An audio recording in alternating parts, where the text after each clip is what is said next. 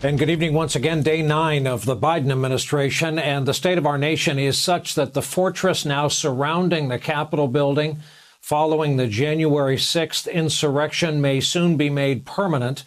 And the Speaker of the House is rather ominously warning that, quote, the enemy is within.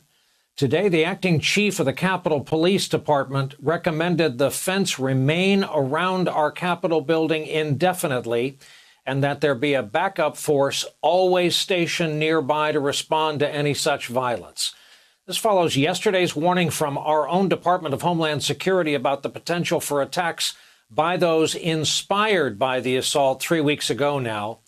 An attack even Donald Trump's former defense secretary now says was, quote, fomented by the former president. All of it was in service, of course, to the big lie.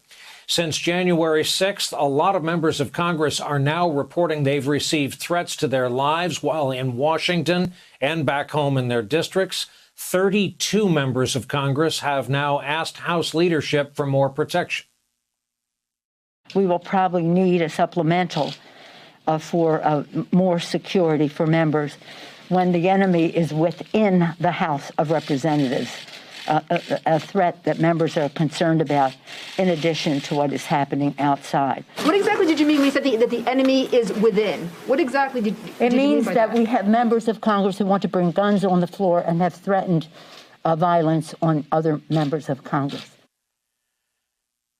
There is, of course, already tension over initial moves to enhance safety procedures like metal detectors, which some Republican members have walked around refusing to use. But there's also increasing anger among Democrats about other members of the House, like freshman Republican Marjorie Taylor Greene of Georgia. She's endorsed violence against Speaker Pelosi. She has expressed support for baseless QAnon conspiracy theories and has liked social media posts calling for things like violence against Democrats and the FBI. Jimmy Gomez, member of Congress from California, has now drafted a proposal to get her expelled from the House. The House has its own ability to seat and expel any member that it chooses. It takes 2/3 vote to do it. She's incited crowds in the past to storm the Capitol, to go after Nancy Pelosi. I believe she is a clear and present danger to the members of the House of Representatives, just simply for the fact she also is able to bring a gun to the House office buildings, and she's walked around the metal detectors going to the floor. Just today, Speaker Pelosi met with a friend of this broadcast, retired U.S. Army General Russell Honore, who's doing that security review in response to the insurrection, investigating what went wrong.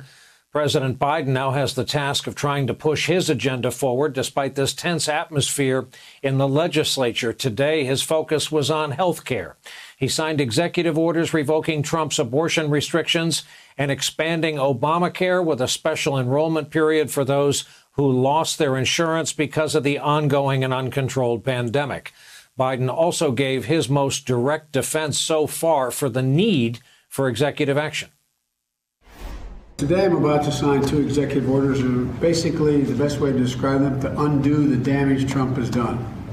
There's nothing new that we're doing here other than restoring the Affordable Care Act and restoring the Medicaid to the way it was before Trump became president. Speaking of the uncontrolled pandemic, new fears tonight about the spread of coronavirus variants, these new strains across our country. Mutations of the virus have shown up in about half of our states. Today, South Carolina became the first state to report the first cases in the U.S. of this South Africa variant, one of the most virulent, highly contagious.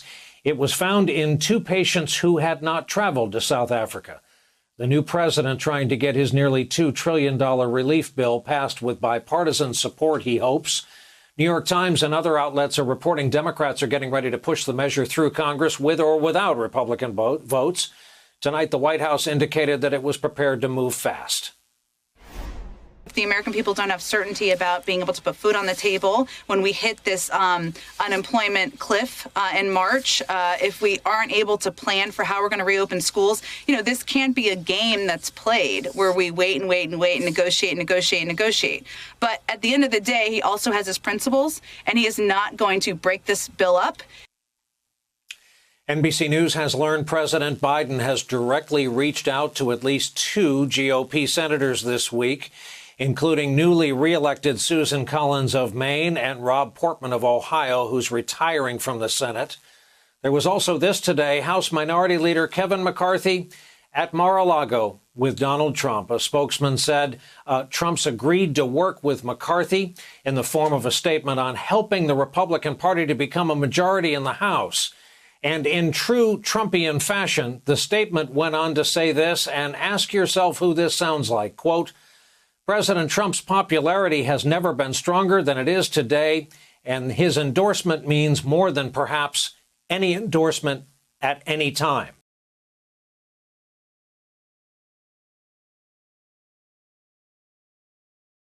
Hey, thanks for watching our YouTube channel. You should know that you can follow today's top stories and breaking news and catch up on your favorite MSNBC shows all in one place. Download the NBC News app today.